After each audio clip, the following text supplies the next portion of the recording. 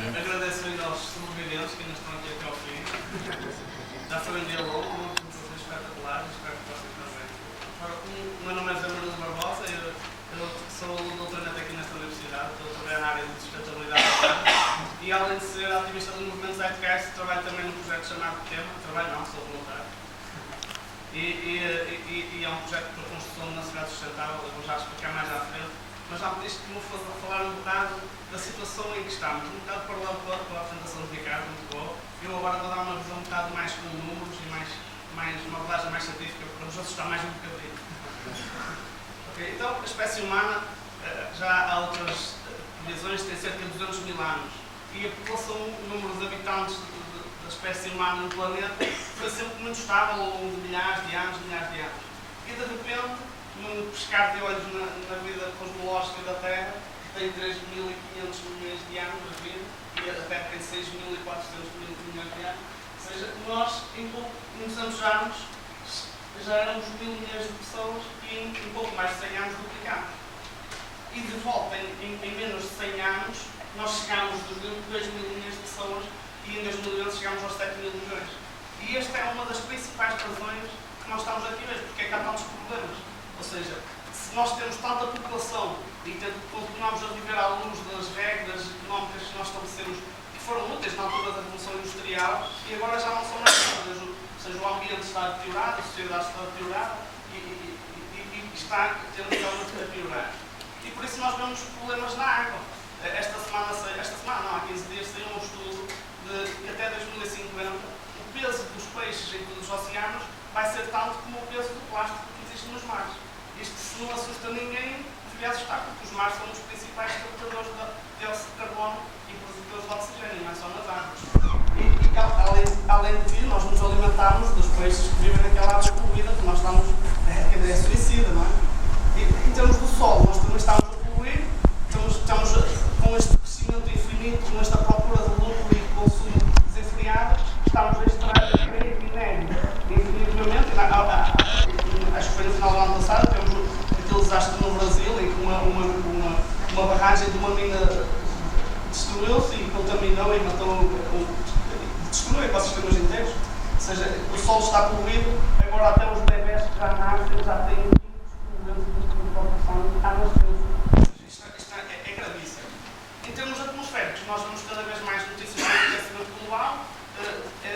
Nós estamos a emitir, pelo menos, normalmente fala-se de dióxido de carbono, mas o dióxido de carbono até nem sequer é um poluente maléfico para a saúde. O monóxido de carbono, o enxofre, entre outros químicos, nós estamos a envenenar o ar em que respiramos e isto está a ter consequências não só para o planeta, mas para a nossa saúde.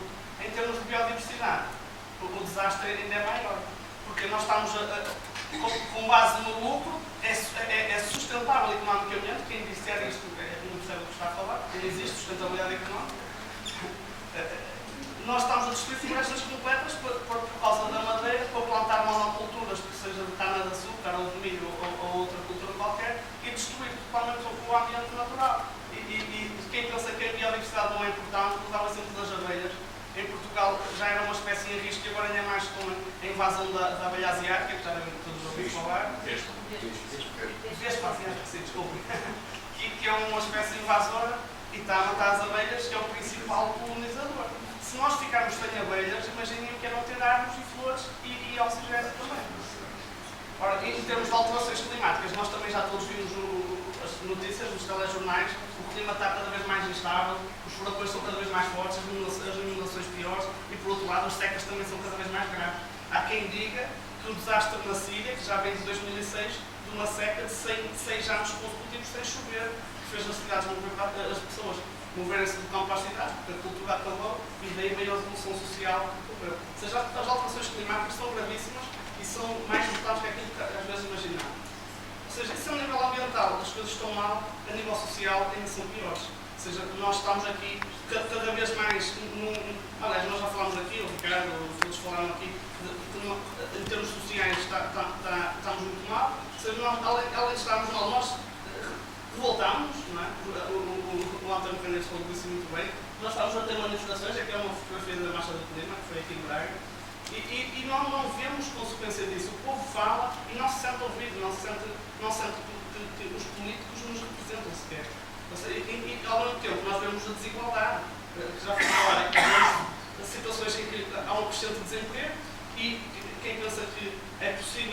aumentar o emprego é utópico, porque neste momento as máquinas já são mais rentáveis economicamente do que o trabalho humano. O que é que isto quer dizer? Isto está a se ver desde há uns anos, por exemplo, o setor têxtil.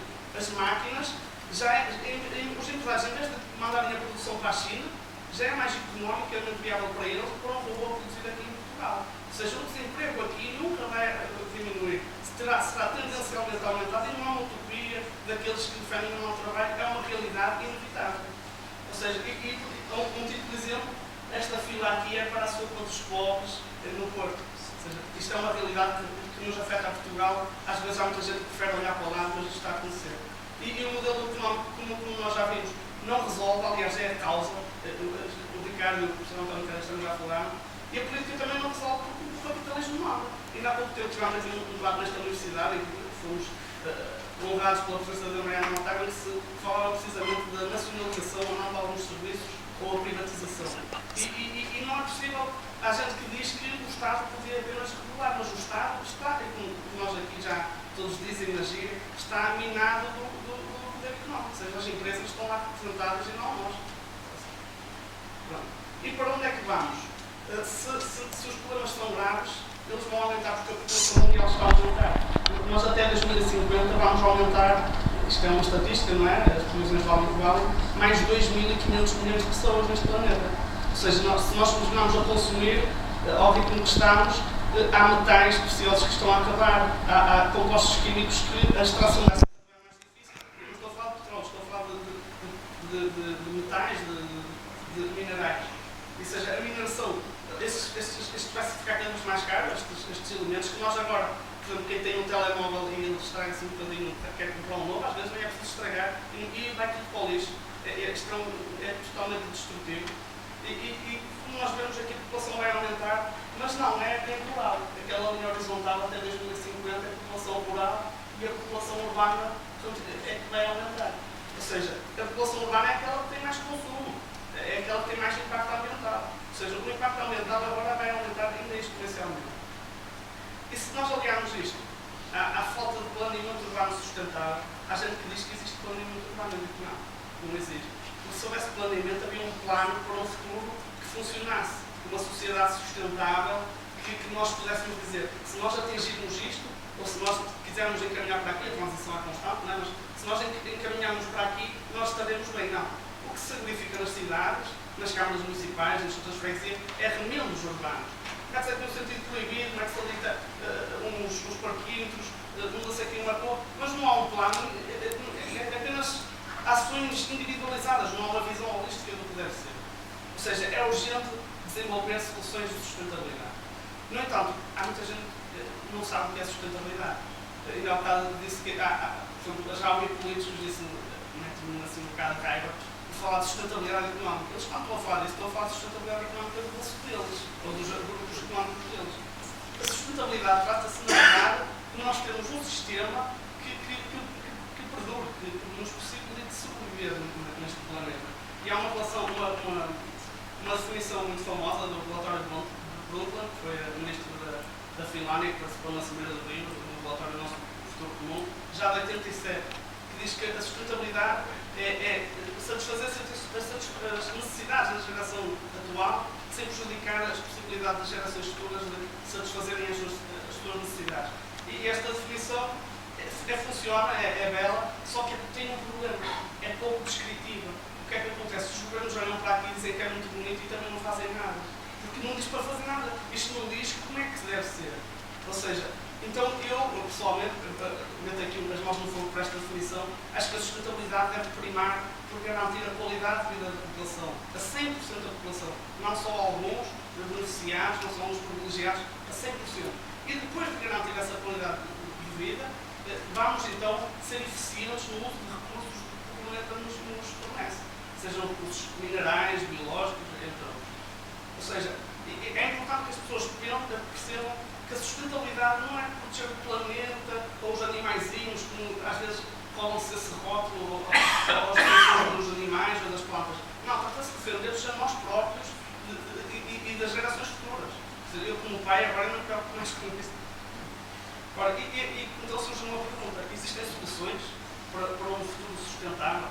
E eu vou apresentar ao longo dos Nós sabemos que podemos usar materiais de baixo impacto ambiental, podemos poupar energia, podemos produzir energia através de fontes renováveis, podemos usar a tal antiga política dos trajetos, reduzir, reciclar, reutilizar, podemos organizar o território corretamente, podemos usar transportes públicos eficientes, podemos produzir os bens localmente e evitar o transporte. Isto é de loucos. Nós produzimos aqui alimentos e exportamos para a Espanha, para a Índia, e dizemos que isto é bom, estamos a exportar, e ao mesmo tempo importamos comida de lá. Só um sistema económico em que o lucro é o objetivo, é que isto pode ser lógico, isto é totalmente irracional. Ou seja, nós podemos também automatizar para libertar as pessoas do trabalho, e mais à frente já vou falar disto, podemos ter soluções, por exemplo, como o EBI, como o Roberto apresentou hoje, podemos ter sistemas alternativos económicos como uma economia baseada em recursos, como o Ricardo falou alguma coisa disso. Podemos ter outros sistemas democráticos que não mesmo. Por exemplo, aqui alguém votou para os resgates dos bancos. Eu acho que ninguém. Nós votámos num partido, mas o partido depois vai bem acontecer, até pode mentir ao povo e nada acontece. Isto é totalmente irracional. Ou seja, tem que haver uma democracia em que as pessoas sintam que podem realmente atuar nos assuntos que estão a ser tratados. Então, voltando à pergunta, existem soluções? Eu digo que sim, mas não são aplicadas. E isto é que é o problema. Se existem soluções que nos podem garantir a sobrevivência, a qualidade de vida e não são aplicadas, porquê? Porquê é que isto não acontece? E as pessoas têm que começar a questionar o sistema económico, o capitalismo, entre outros. Há quem fique ofendido por se colocar estas questões. Não, nós temos que colocar, porque é um nosso dever, é um direito de cidadania que nós devemos exercer. Ou seja, é necessário que a sustentabilidade seja uma prioridade social. Ou seja, nós, como comunidade, como sociedade, temos que intervir e pedir que a sustentabilidade, a nossa sobrevivência, a nossa qualidade de vida, seja o elemento que fará mover o governo, não o lucro, não os bancos. E isso é possível nesse sistema? Infelizmente não.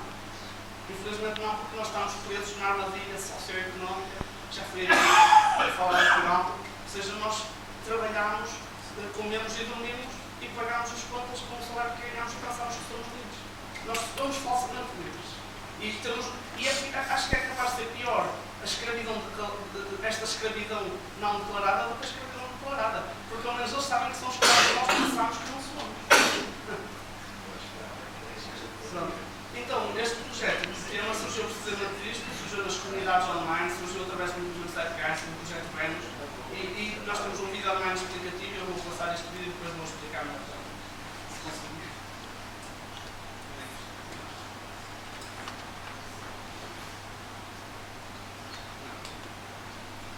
Está a desaparecer.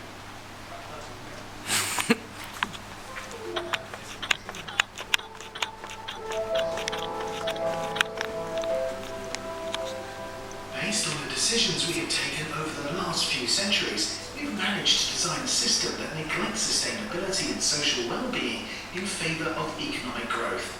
Although looking at the big picture leaves us feeling helpless, for every problem in the system, there are many suitable solutions. Unfortunately, these solutions have little effect because they cannot easily integrate with the existing system. What if there was a possibility to bring all these solutions together to design a completely new sustainable system? We at Container.org are on a mission to unite groups of people from every walk of life to firstly define this new system collaboratively online and then attract the required resources and expertise from around the globe to build a small smart city based on that plan together. A city that is smart in its environment. People. Mobility. Economy, governance, and ultimately living. Hundreds of new cities are expected to be constructed by 2050 to house about 3 billion of the world's populations. By displaying a high quality of life based on sustainability, we believe that the existence of Katoma can set a strong example that impacts the sustainable development of these future cities. Katoma.org is where we gather to decide and discuss about every aspect of this city's infrastructure and society before we start the building process. At this stage, our goal is to reach 50,000 registered users prior to the platform launch.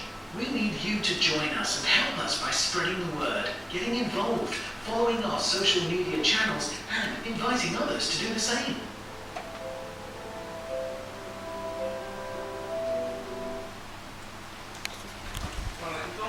sobre o projeto de tema. Tem dois objetivos principais. Um é desenvolver um modelo de cidade sustentável e outro a construção da própria cidade como uma prova de conceito. O que é uma prova de conceito? Nós queremos que, se conseguirmos, nós nem sabemos se conseguirmos construir esta cidade, nós queremos provar ao resto do mundo que é possível viver numa sociedade diferente e que é possível ter a sustentabilidade como o objetivo principal do desenvolvimento da sociedade. Então, para isso, para saltar fora da armadilha socioeconómica, nós vamos usar campanhas de crowdfunding. Crowdfunding o que é? É muita gente dar pequenas quantidades de doações e com essas pequenas doações conseguir-se um grande volume de dinheiro.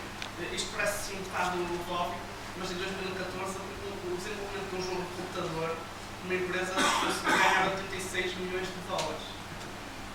Ou seja, o financiamento do crowdfunding mundial está na ordem dos bilhões de dólares anuais. Ou seja, é totalmente possível conseguir fazer esta cidade. Eu nem nos digo o orçamento que é para isto, para nos assustar, mas é possível construir esta cidade através de crowdfunding e só assim nós conseguimos ficar independentes de qualquer interesse económico de algum grupo privado ou de qualquer forma que possa mandar de alguma forma. Porquê? Porque em que tema o objetivo é ninguém mandar. O objetivo é tudo ser feito numa plataforma colaborativa. O que é esta plataforma? Esta plataforma será uma plataforma em que qualquer pessoa, seja um cientista, seja um economista, seja um sociólogo, seja um mendigo, pode chegar lá e participar e dar a sua opinião. E essa opinião será avaliada com métodos científicos. Não é a opinião do arquiteto, ou do engenheiro, ou do senhor iluminado. Será prova por A mais B que esta solução é melhor que as outras. Então, toda a gente poderá participar e o método científico será aquele que será usado para decidir as melhores soluções, seja para a produção de energia, seja para os materiais que usamos nos edifícios, entre outros. E todo o conhecimento que for utilizado será open source. O que é que isto quer dizer? Não é haver nenhuma patente, o objetivo aqui não há lucro. O objetivo é fornecer desenvolver um sistema que possa ser replicado em todo lado gratuitamente. Assim como, por exemplo, e aqui dou os parabéns ao Elon Musk que todas as tecnologias que ele desenvolve, seja o carro do Tesla, as baterias fantásticas, os foguetões que vão e pousam sem destruir, não têm patentes, todos podem copiar pela tecnologia e, no fundo, eu como cientista, aquilo que eu desenvolvo, o que eu quero é que seja usado por todos.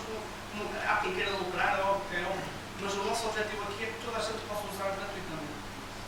Então, os conceitos básicos, eu vou tentar apressar um bocadinho, é obviamente usar materiais de baixo impacto ambiental e aqui nós pretendemos criar a plataforma inicial para poder fazer uma gestão de recursos ao modo de economizar em recursos e queremos fazer uma organização de território ótima, vou falar isso um bocadinho mais à frente, e queremos também alta densidade populacional.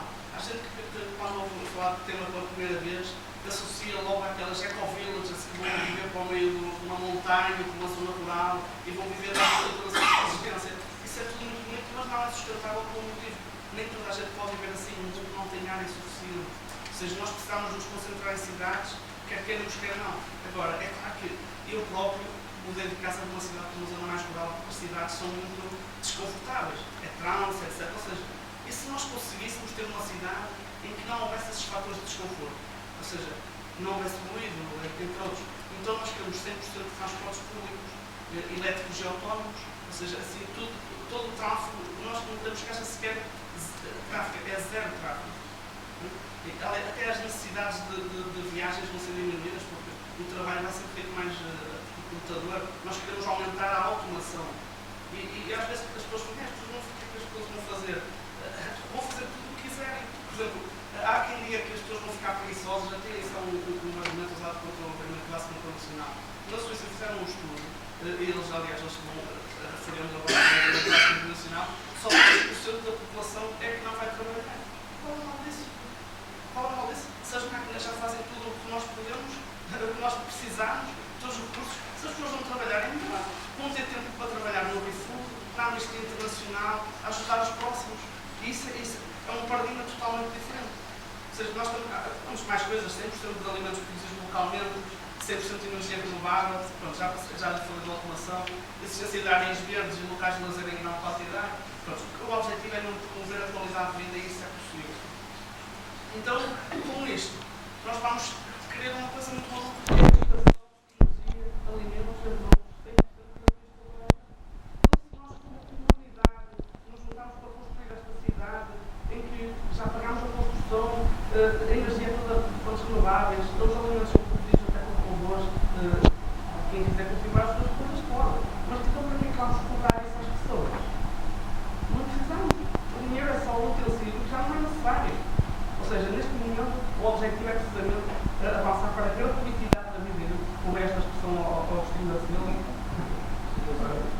nós queremos criar uma sociedade em que o objetivo seja a abundância, não a escassez que causa desigualdades, como eu tenho falado aqui. E isto vai trazer um novo paradigma social. Ou seja, as pessoas, em vez de ser baseadas na competição e a divisão, vamos buscar mais na confiança mútua, na liberdade, na partilha e no voluntariado para o bem comum. E isto é um objetivo. É possível fazer todas as tecnologias que falei aqui, elas já existem e altas, elas já existem agora, só não estão aplicadas. Pronto, o projeto vai ter três fases principais: 1, preparação; 2, planeamento; 3, construção. Nós ainda estamos na preparação e é complicado. Pronto, são aqui no bolo todos os passos, eles ainda há mais passos do que estes, eu vou só falar de alguns principais. Nós para já estamos a juntar na preparação, estamos a juntar voluntários e a organizá-los em equipas de trabalho. Temos cerca de 1.800 voluntários por todo o mundo, isto é internacional, e é uma grande dificuldade de gerir tantos voluntários às vezes.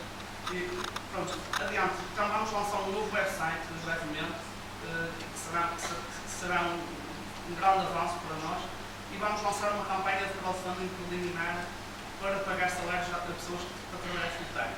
Porque nós temos reparado, eu como gestor principal do projeto também, que é muito difícil trabalhar só com voluntários porque este projeto exige demais. Ou seja, nós vamos precisar, nós não queremos, mas temos que viver nesta sociedade até conseguirmos alterar. Ou seja, nós precisamos de pagar a pessoas para trabalharem para o projeto e vamos tentar fazer um crowdfunding para precisamente pagar a pessoas para poderem trabalhar para nós. Eu não, por exemplo, tenho um contrato de exclusividade, porque eu sou bolseiro de doutoramento, por isso não saberei. Outra pessoa substituirá como gestor. É assim, e nós mudamos e ajudamos o voluntariado. E depois, com estas pessoas a trabalhar a full-time, queremos então avançar mais para a preparação da fase 2, com o planeamento da cidade, e a principal tarefa é o desenvolvimento da tal plataforma colaborativa. Nós vamos tentar algumas parcerias com desenvolvedores de software para nos possibilitar isto, mas está tudo muito em aberto. Depois, aí sim, vamos lançar a campanha de crowdfunding.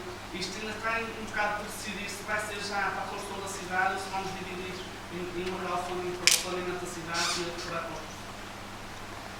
Ora, então, no planeamento, aqui também não vamos para os todos, nem não vou falar das todos porque são não sei muito saber. Vamos primeiro selecionar o local da cidade, ainda não está selecionado, é uma pergunta que nos fazem muitas vezes: onde é que vai ser, onde é que vai ser, ainda não está decidido, isso só vai ser decidido mais à frente. Vamos primeiro listar as possibilidades todas entre ofertas de terrenos, nós já tivemos algumas ofertas de terrenos, portanto no Brasil, agora o nosso voluntário Richard está a construir lá uma pequena cidade já, e que tenham bons recursos e que estejam localizados, podemos comprá-los, e essa é uma fácil do orçamento, não há problema nenhum. Mas depois disso, de listar os possíveis locais, nós vamos ter que negociar com governos locais para nós podermos ter a nossa própria independência, a nossa própria Constituição, a nossa possibilidade de implementar o nosso próprio sistema económico. E isso pode ser, nenhum governo vai pedir isto, mas é possível. Há um exemplo, por exemplo, a Auroville, na Índia, que conseguiu construir, é muito mais pequena, é para cerca de 5.000 habitantes, e conseguiram ser o seu próprio sistema político e o seu próprio sistema económico dentro da cidade alternativo. Pronto. Depois de selecionar o local, vamos abrir as candidaturas para os habitantes da cidade, ou seja, vamos dar prioridade aos que já moram naquela área, mas qualquer pessoa do mundo vai haver residentes que estão aqui, que falar inglês ou a língua local que nos instalarmos, entre outros requisitos. Vão ser lançadas as candidaturas posteriormente. E depois vem o planeamento da cidade. Isto tem aqui um conjunto de funções, basicamente nós vamos dar a tal plataforma colaborativa e é importante aqui referir que cada solução vai usar métodos quantitativos. Eu já, por acaso, a minha área de estudo já foi precisamente o desenvolvimento de métodos de cálculo, métodos de cálculo para quantificar se uma solução é para outra cientificamente, se é mais sustentável. E depois vamos iterar, vamos estudar se as soluções funcionam em conjunto umas com as outras, vamos tentar imaginar o sistema. Por fim, está quase a acabar. Não podia deixar de agradecer aos voluntários do projeto que temos, ao Puia, ao Alexandre e à Natália pelo lançamento inicial, pelo desenvolvimento daquele vídeo, ao James e ao Jack estão a fazer um trabalho fantástico no novo website que está espetacular, e quando ele sair vocês vão ver. E ao Matthew e Jen pelas redes sociais e a muitos outros voluntários que não posso dizer aqui, um deles até posso enganar. E pronto, estas pessoas estão a colaborar com um mundo melhor e espero que alguns de vocês participem, porque eu sou o único português que estou a falar com o pessoal de todo o mundo e não ando muito português. E Por isso convido-vos a participar. Pronto, por fim, queria deixar aqui uma homenagem ao Jacques Freixo. Muita gente aqui se calhar já conhece, porque quem não conhece, ele é um mentor e o fundador do projeto Vemos. Ele é uma fonte de inspiração, foi uma fonte de inspiração para mim, para o meu doutoramento inclusive, e multidisciplinar. Ele já foi arquiteto, designer, engenheiro, sociólogo, psicólogo, já fez tudo e mais alguma coisa. E foi ele que desenvolveu o conceito de uma economia baseada em recursos. Se não fosse ele, este evento nem sequer existia, provavelmente. E ele, além disso, desenhou cidades fantásticas e deixa aqui um pequeno vídeo com uma mensagem dele. Ele amanhã faz 100 anos, por isso está de parabéns. Esta data foi escolhida por causa dele e deixa aqui uma mensagem que ele deixou quando ainda tinha 94 e ele continua ativo.